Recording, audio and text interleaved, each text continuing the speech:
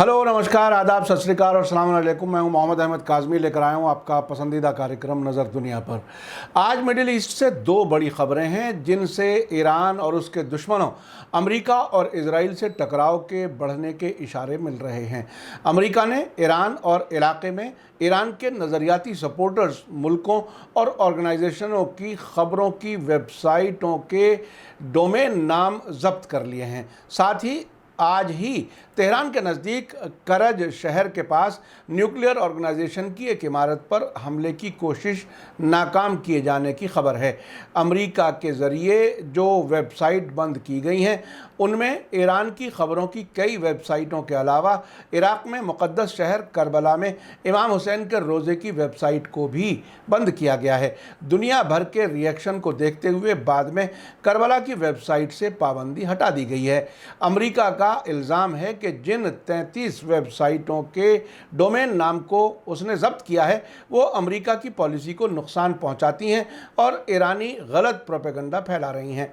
आज हम इन दोनों वाक़यात के बारे में डिटेल से बात करेंगे, आखिर तक ज़रूर देखें। आपको कुछ खबर दिन में भी मैंने दी थी वेबसाइटों से मुताल्लिक़, लेकिन अब कुछ नए रिएक्शंस हैं, कुछ नई डिटेल्स हैं, जिसकी वजह से इस वक्त भी मैं उसकी ख़बरों के फॉलोअप के तौर पर आपको ये इन्फॉर्मेशन पहुंचा रहा हूं। आगे बढ़ने से पहले आपसे गुजारिश है कि अगर आपने अभी तक media star world YouTube channel subscribe नहीं किया है तो सब्सक्राइब कर लें और घंटी दबाना ना भूलें। और अगर आप हमें फेसबुक पर देख रहे हैं तो हमारे पेज को लाइक करें ताकि आपको हमारी हर एक नई वीडियो की खबर सही वक्त पर मिल सके। अगर हमारी खबर सच्ची और अच्छी लगे तो अपने व्हाट्सएप ग्रुप, फेसबुक, इंस्टाग्राम और ट्विटर अकाउंट पर ज़रूर शेयर करें ताकि मीडिया स्टार वर्ल्ड की खबरें दुनिया भर तक पहुंच सकें। आज की बड़ी खबर यह है कि ईरान ने अपने न्यूक्लियर एनर्जी ऑर्गेनाइजेशन से मुताल्लिक़ इमारतों में से एक को निशाना बनाने वाली तोड़फोड़ की कार्रवाई को नाकाम बनाने का दावा किया है।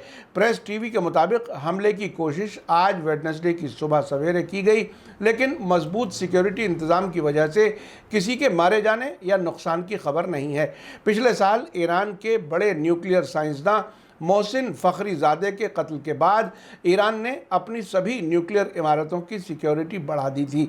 खबर में कहा गया है कि इस हमले के पीछे जिम्मेदार गुनाहगारों की पहचान करने और इस हमले से मुताल्लिक़ डिटेल्स इकट्ठी किए जाने के लिए जांच जारी है। अल जज़ीरा ने इस्लामिक रेवोल्यूशनरी गार्ड कोर से जुड़े सोशल मीडिया चैनलों के हवाले से कहा है कि एक ड्रोन ने इमारत पर हमला करने की कोशिश की। ईरान की सुप्रीम नेशनल सिक्योरिटी काउंसिल की करीबी माने जाने वाली वेबसाइट नूर न्यूज़ ने बताया है कि इमारत को कोई नुकसान होने से पहले ही हमले को रोक दिया गया। इस वाक़े के बारे में पूछे जाने पर एक ईरानी अफसर ने नूर न्यूज़ की रिपोर्ट का ही हवाला दिया। इस अफसर ने नाम ना छापने की शर्त पर बात की क्योंकि उनके पास मीडिया से बात करने का हक नहीं था। अल जज़ीरा आमतौर से वेस्टर्न मीडिया की खबरों को अपनी वेबसाइट पर जगह देता है। हालांकि तेहरान में अल जज़ीरा का नुमाइंदा मौजूद है, लेकिन ये खबर उसके नुमाइंदे की लिखी हुई नहीं है। तेहरान के पास न्यूक्लियर एनर्जी से मुताल्लिक़ इमारत पर नाकाम हमले के बारे में ईरान के प्रेस टीवी का कहना है कि ईरान की पुरअमन न्यूक्लियर सरगर्मियों में रुकावट डालने की ऐसी कोशिशों को सिक्योरिटी के अच्छे इंतज़ाम की वजह से नाकाम किया गया है। आपको याद दिला दूं कि अप्रैल में इस्फहान के नज़दीक मौजूद नातांज न्यूक्लियर कारखाने पर साइबर हमला किया गया था, जिसके नतीजे में उसके एक हिस्से में अचानक बिजली सप्लाई बंद हो गई थी।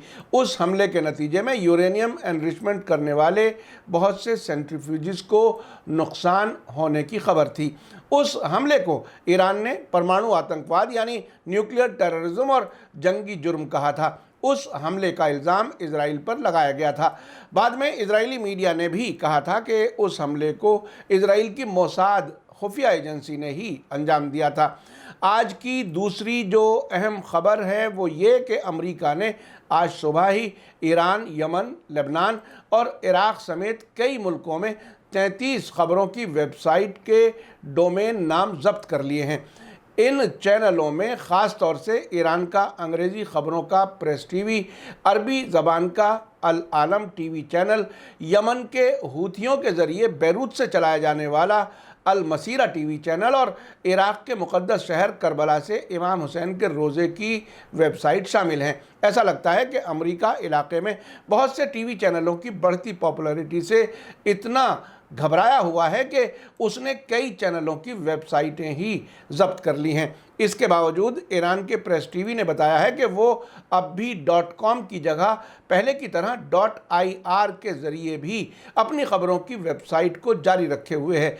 रूस की न्यूज़ एजेंसी स्पुतनिक के मुताबिक अमेरिका के ज़रिए ईरान, यमन, लेबनान, इराक़ समेत कुछ और मुल्कों की ख़बरों की वेबसाइट और चैनलों पर पाबंदी लगाए जाने के बाद लगातार रिएक्शन सामने आ रहे हैं।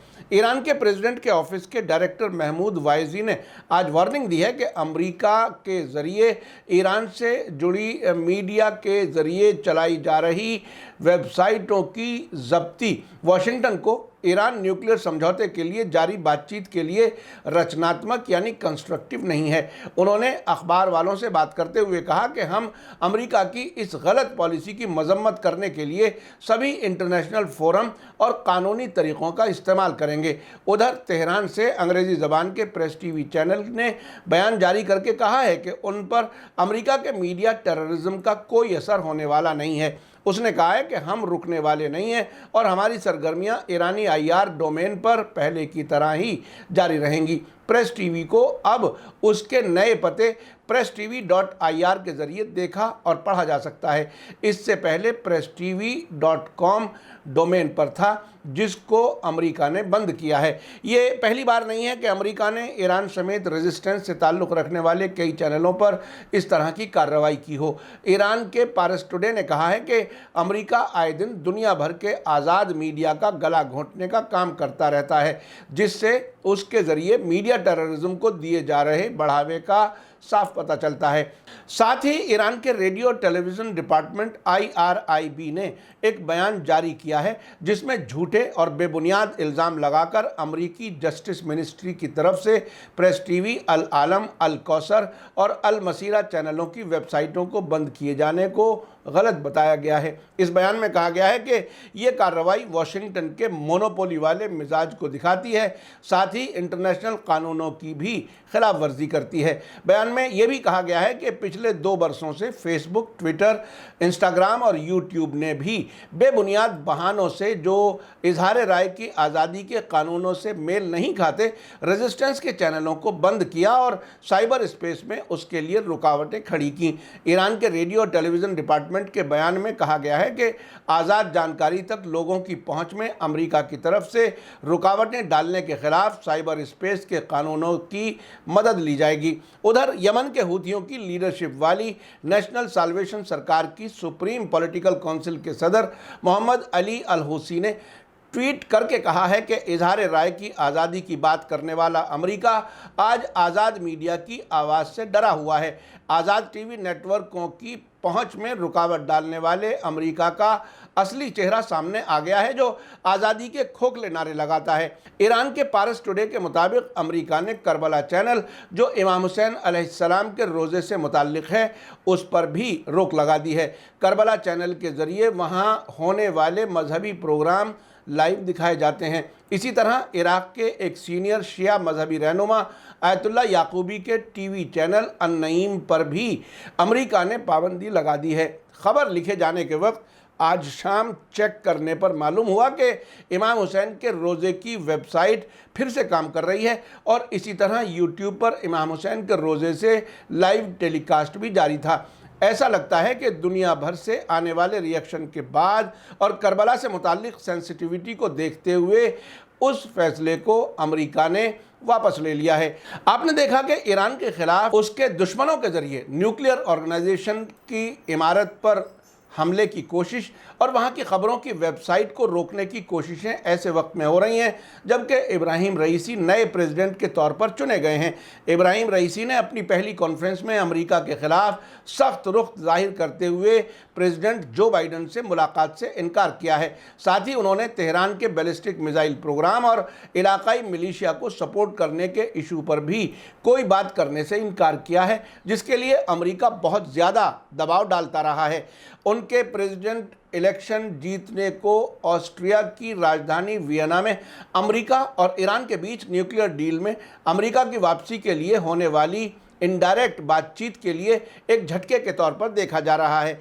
9 अप्रैल से अब तक वियना में अमेरिका और यूरोपीय यूनियन के मुल्कों के साथ ईरान ने 6 दौर की बातचीत में हिस्सा लिया है।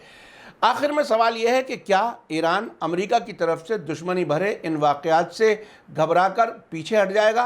आप अपनी राय कमेंट्स में लिख सकते हैं। इसी के साथ मुझे दीजिए इजाज़त। आज का नज़र दुनिया प्रोग्राम कैसा लगा कमेंट्स में ज़रूर लिखें। थैंक यू, धन्यवाद, शुक्रिया। जय भारत, जय हिंद। मीडिया स्टार वर्ल्ड के और वीडियो देखने के लिए हमारे चैनल को सब्सक्राइब करें और सीधे नोटिफिकेशन पाने के लिए बेल आइकन दबाएं। और अगर हमारी खबर सच्ची और अच्छी लगे तो अपने व्हाट्सएप, इंस्टाग्राम, फेसबुक और ट्विटर अकाउंट पर ज़रूर शेयर करें।